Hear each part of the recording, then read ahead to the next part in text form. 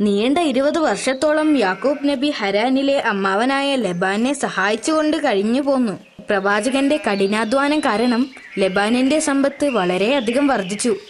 എന്നാൽ യാക്കൂബ് നബിക്ക് തന്റെ കുടുംബത്തെ കാണാൻ വളരെയധികം ആഗ്രഹം തോന്നി. അദ്ദേഹത്തിന് സ്വന്തം നാട്ടിലേക്ക് തിരിച്ചു പോകാൻ തീരുമാനിച്ചു. ഒരിക്കൽ അദ്ദേഹം അമ്മാവന്റെ അടുത്ത് തനിക്ക് തിരിച്ചു നാട്ടിൽ പോവാൻ സമ്മതം ചോദിച്ചു. നീ എനിക്ക് വേണ്ടി ഒരുപാട് അധ്വാനിച്ചിട്ടുണ്ട്. അതിനു പകരമായി കൂടെ കൊണ്ടുപോകാൻ നിനക്ക് എന്ത് വേണമെങ്കിലും ആവശ്യപ്പെട്ടോളൂ, ലബാൻ യാക്കൂബ് നബിയോട് പറഞ്ഞു. പുള്ളികളുള്ളതും കറുത്തതുമായ ഈ വർഷം ജനിച്ച ആട്ടിൻകുഞ്ഞുങ്ങളെ എനിക്ക് വേണം, യാക്കൂബ് നബി പറഞ്ഞു. ലബാൻ അദ്ദേഹത്തിന്റെ ആവശ്യം സമ്മതിച്ചു. അതുകൊണ്ട് യാക്കൂബ് നബി സന്തോഷവാനായി. പക്ഷേ ലബാൻ അത്യാഗ്രഹിയായിരുന്നു. ലബാന് തന്റെ ആടുകളെ യാക്കൂബ് നബിക്ക് കൊടുക്കുന്നതിൽ താല്പര്യമില്ലായിരുന്നു. അദ്ദേഹം തന്റെ മക്കളോട് പറഞ്ഞു, പുള്ളിയുള്ളതും കറുത്തതുമായ എല്ലാ ആട്ടിൻകുട്ടികളെയും തന്റെ ആട്ടിൻകൂട്ടത്തിൽ നിന്ന് മാറ്റാൻ. യാക്കൂബ് നബി തിരിച്ചു വന്നപ്പോൾ തന്റെ അമ്മാവൻ തന്നെ പറ്റിച്ചതായി അദ്ദേഹം മനസ്സിലാക്കി. പക്ഷേ അദ്ദേഹത്തിന്റെ സൂത്രങ്ങൾ അദ്ദേഹത്തെ സഹായിച്ചില്ല. ലബാൻ യാക്കൂബ് നബിയെ പറ്റിച്ചെങ്കിലും പിന്നീട് പിറന്ന എല്ലാ ആട്ടിൻകുട്ടികളും കറുത്തതും പുള്ളിയുള്ളതുമായിരുന്നു. അതൊരു അത്ഭുതമായിരുന്നു. ഇത് കണ്ട് ലബാന് അത്ഭുതവും ദേഷ്യവും വന്നു. കാരണം എല്ലാ കറുത്തതും പുള്ളിയുള്ളതുമായ ആട്ടിൻകുട്ടികളെയും യാക്കൂബ് നബിക്ക് കൊടുക്കാമെന്ന് ലബാൻ വാക്കു നൽകിയിരുന്നു. ഒരിക്കൽ യാക്കൂബ് നബിയോട് തന്റെ രാജ്യത്തേക്ക് മടങ്ങാൻ അള്ളാഹു ആവശ്യപ്പെട്ടു. അദ്ദേഹം തന്റെ ഭാര്യമാരോടും മക്കളോടും തയ്യാറാകാൻ പറഞ്ഞു. ആ കൂട്ടത്തിൽ താൻ ആവശ്യപ്പെട്ട ആട്ടിൻകുട്ടികളും ഉണ്ടായിരുന്നു. എന്നാൽ പുറപ്പെടുന്നതിന് മുൻപ് അദ്ദേഹം ലബാനെ കാണാൻ പോയിരുന്നില്ല. കാരണം അമ്മാവൻ അറിഞ്ഞാൽ എന്തെങ്കിലും ചതി ചെയ്ത് അദ്ദേഹത്തെ അവിടെ തന്നെ നിർത്തുമോ എന്ന് അദ്ദേഹം ഭയപ്പെട്ടു. മാത്രമല്ല, ആട്ടിൻകുട്ടികളിൽ നിന്നും തനിക്ക് ലഭിക്കാനുള്ള ഭാഗം തനിക്ക് ലഭിക്കില്ല എന്ന് അദ്ദേഹത്തിന് ഉറപ്പായിരുന്നു. അടുത്ത ദിവസം യാക്കൂബ് നബി തനിക്ക് അവകാശപ്പെട്ടതെല്ലാം എടുത്തുകൊണ്ട് ഹരാൻ വിട്ടു പോയി എന്ന് ലബാൻ മനസ്സിലാക്കി. ലബാന് ദേഷ്യം അടക്കാൻ കഴിഞ്ഞില്ല. അവർ അധിക ദൂരം എത്തുന്നതിന് മുൻപ് ലബാൻ ഒരു കൂട്ടം ആളുകളെയും കൊണ്ട് യാക്കൂബ് നബിയെ പിന്തുടർന്നു. യാക്കൂബ് നബിയെ പിന്തുടർന്നുകൊണ്ട് അവർ ഒരുപാട് ദിവസങ്ങൾ നടന്നു. ഒടുവിൽ അവർ യാക്കൂബ് നബിയെ കണ്ടെത്തി. നീ എന്താ എന്നോട് ഒരു വാക്കുപോലും മിണ്ടാതെ പോയത്? എന്നോട് പറഞ്ഞിരുന്നെങ്കിൽ നമുക്കിതൊരു ആഘോഷമാക്കി പിരിയാമായിരുന്നല്ലോ. എന്റെ പെൺമക്കളെ സന്തോഷത്തോടു കൂടി പറഞ്ഞയക്കാനെങ്കിലും സാധിക്കില്ലായിരുന്നോ? ലബാൻ യാക്കൂബ് നബിയോട് ചോദിച്ചു. യാക്കൂബ് നബി ലബാനോട് ഒരുവിധം കാര്യങ്ങൾ പറഞ്ഞു ബോധ്യപ്പെടുത്തി. മാത്രമല്ല, ഒരാൾ മറ്റൊരാളുടെ കാര്യത്തിൽ ഇടപെടരുത് എന്ന തീരുമാനത്തിലുമെത്തി. അന്ന് രാത്രി അവർ ഖലീദ് എന്ന കുന്നിൽ ഒത്തുകൂടി. അവിടെ വെച്ച് അവർ ഒരു ഉടമ്പടി തയ്യാറാക്കി. ഇനി യാക്കൂബ് നബി അലൈഹിസ്സലാം ഹരാനിലേക്ക് വരില്ല എന്നും ലബാൻ തിരിച്ചും അന്വേഷിച്ച് ചെല്ലില്ല എന്നും അവർ കരാർ വെച്ചു. അവർ എല്ലാവരും ഒന്നിച്ച് ഭക്ഷണം കഴിച്ചു. അങ്ങനെ അവർ ഒരു പാർട്ടി നടത്തുകയും അവിടെ വെച്ച് അവർ ഇരുവരും അവരുടെ സ്ഥലത്തേക്ക് പോവുകയും ചെയ്തു. നബിയും കുടുംബവും തന്റെ രാജ്യം ലക്ഷ്യമാക്കി നടന്നു. ഒരിക്കൽ ഒരു രാത്രി യാക്കൂബ് നബി തന്റെ കൂടാരത്തിനു മുൻപിൽ ഇരിക്കുകയായിരുന്നു. അപ്പോൾ ഒരു മലക്ക് മനുഷ്യരൂപത്തിൽ യാക്കൂബ് നബിയുടെ മുന്നിൽ പ്രത്യക്ഷപ്പെട്ടു. ആ മലക്ക് യാക്കൂബ് നബിയുമായി വഴക്കുകൂടി.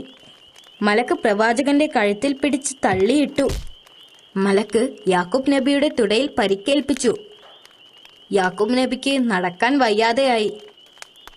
സൂര്യൻ ഉദിക്കാറായപ്പോൾ മലക്ക് നബിയോട് ചോദിച്ചു, നിന്റെ പേരെന്ത്? യാക്കൂബ്. അദ്ദേഹം മറുപടി പറഞ്ഞു, ഇന്നു മുതൽ നീ ഇസ്രായേൽ എന്നറിയപ്പെടും എന്ന് പറഞ്ഞുകൊണ്ട് മലക്ക് വായുവിൽ അപ്രത്യക്ഷനായി. യാക്കൂബ് നബിക്ക് തന്റെ കണ്ണുകളെ വിശ്വസിക്കാനായില്ല. ആ വന്നത് ഒരു മലക്കായിരുന്നു എന്ന് അദ്ദേഹത്തിന് മനസ്സിലായി. അദ്ദേഹം തന്റെ കുടുംബവുമായി വീണ്ടും ഒരുപാട് ദിവസം സഞ്ചരിച്ചു. സൈർ എന്ന് പറയുന്ന ഒരു സ്ഥലത്തെത്തിയപ്പോൾ അവർ ഏശാവിനോട് മാപ്പപേക്ഷിച്ചുകൊണ്ട് ഒരു ദൂതനെ യാക്കൂബ് നബി അയച്ചു. അടുത്ത ദിവസം ആ ദൂതൻ ദുഃഖവാർത്തയും കൊണ്ടാണ് തിരിച്ചു വന്നത്. ഏശാവ് 400 ആളുകളെയും കൊണ്ട് ഇങ്ങോട്ട് വരുന്നു എന്ന് യാക്കൂബ് നബിയെ അറിയിച്ചു. യാക്കൂബ് നബി ഭയപ്പെട്ടു. തന്റെ സഹോദരന് ഇപ്പോഴും തന്നോടുള്ള ദേഷ്യം തീർന്നിട്ടില്ല. അദ്ദേഹം അള്ളാഹുവിനോട് പ്രാർത്ഥിച്ചു. യാക്കൂബ് നബി തന്റെ സഹോദരന് വേണ്ടി ഒരു സമ്മാനം ഉണ്ടാക്കാൻ തുടങ്ങി. അദ്ദേഹം തന്റെ പരിചാരകരോട് 200 ഒട്ടകങ്ങളെയും 30 ആടുകളെയും കൊണ്ട് യാത്ര തുടരാൻ ആവശ്യപ്പെട്ടു.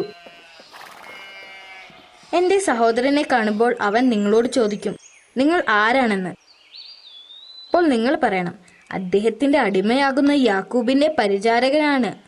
ഈ മൃഗങ്ങൾ അടിമ യജമാനന് നൽകുന്ന സമ്മാനമാണെന്നും. അവർ പോയതിനു ശേഷം 2 ദിവസങ്ങൾക്ക് ശേഷം യാക്കൂബ് നബിയും യാത്ര പുറപ്പെട്ടു. യേശാവ് യാക്കൂബ് നബിയുടെ പരിചാരകരെ കണ്ടു. യേശാവിന് അവരോട് നല്ല മതിപ്പ് തോന്നി. ആ മൃഗങ്ങളെല്ലാം തന്റെ സഹോദരൻ തനിക്ക് നൽകിയ സമ്മാനമാണെന്നറിഞ്ഞു. അതിനു പുറകെ യാക്കൂബ് നബി വരുന്നത് യേശാവ് കണ്ടു. യാക്കൂബ് നബി തന്റെ സഹോദരനെ കണ്ടപ്പോൾ ആദരസൂചകമായി ശിരസ് നമിച്ചു. യേശാവ് ഇത് കണ്ട് യാക്കൂബ് നബിയുടെ അടുത്തേക്ക് ഓടിപ്പോയി കെട്ടിപ്പിടിച്ചു. യേശാവിന്റെ കണ്ണ് നിറയുകയും ചെയ്തു. ഇത്രയും വർഷം അദ്ദേഹത്തോട് ദേഷ്യം കൊണ്ട് നടന്നതിൽ യേശാവ് സഹോദരനോട് ക്ഷമ ചോദിക്കുകയും ചെയ്തു. നിന്റെ കൂടെ വന്ന ഇവർ ആരൊക്കെയാണ്? യേശാവ് യാക്കൂബ് നബിയോട് ചോദിച്ചു. അള്ളാഹു എനിക്ക് നൽകിയതാണ് ഇവരെ. അദ്ദേഹം മറുപടി പറഞ്ഞു. ലേഹ, റാഹേൽ, അവരുടെ മക്കൾ, അദ്ദേഹത്തിന്റെ മുഴുവൻ പരിചാരകർ, ഇവരെല്ലാം യേശാവിന്റെ മുമ്പിൽ ആദരസൂചകമായി ശിരസ് നമിച്ചു. ആദ്യം സമ്മാനങ്ങളൊന്നും വാങ്ങാൻ യേശാവ് തയ്യാറായില്ല. എന്നാൽ യാക്കൂബ് നബി അദ്ദേഹത്തെ നിർബന്ധിച്ചു. ഒടുവിൽ അദ്ദേഹം സമ്മതിച്ചു. അവരെല്ലാം യേശാവിന്റെ കൂടെ സ്വന്തം നാട്ടിലേക്ക് മടങ്ങി. തിരികെ പോകുന്ന വഴി അവർ ജെറുസലേമിൽ തമ്പടിച്ചു. ഇവിടെയായിരുന്നു വർഷങ്ങൾക്ക് മുൻപ് പ്രവാചകൻ പാറയിൽ എണ്ണ ഒഴിച്ച സ്ഥലം. വർഷങ്ങൾക്ക് മുൻപ് അദ്ദേഹം അള്ളാഹുവിനെ കൊടുത്ത വാക്ക് പാലിച്ചുകൊണ്ട് അവിടെ ഒരു പള്ളി പണിതു. യാക്കൂബ് നബിക്ക് ആകെ 12 മക്കളാണ് ഉണ്ടായിരുന്നത്. യൂസഫ് നബി അതിൽ ഒരാളായിരുന്നു. അദ്ദേഹം സുമുഖനും ദൈവവിശ്വാസിയുമായ ഒരു യുവാവായി വളർന്നു. അവർ പിന്നീട് ഈജിപ്തിലേക്ക് കുടിയേറി പാർത്തു. അവിടെ 17 വർഷം ജീവിച്ചു. ഒരുപാട് കാലത്തെ പ്രവാചക ദൗത്യത്തിനു ശേഷം യാക്കൂബ് നബി തന്റെ 147-ാം വയസ്സിൽ വഫാത്തായി.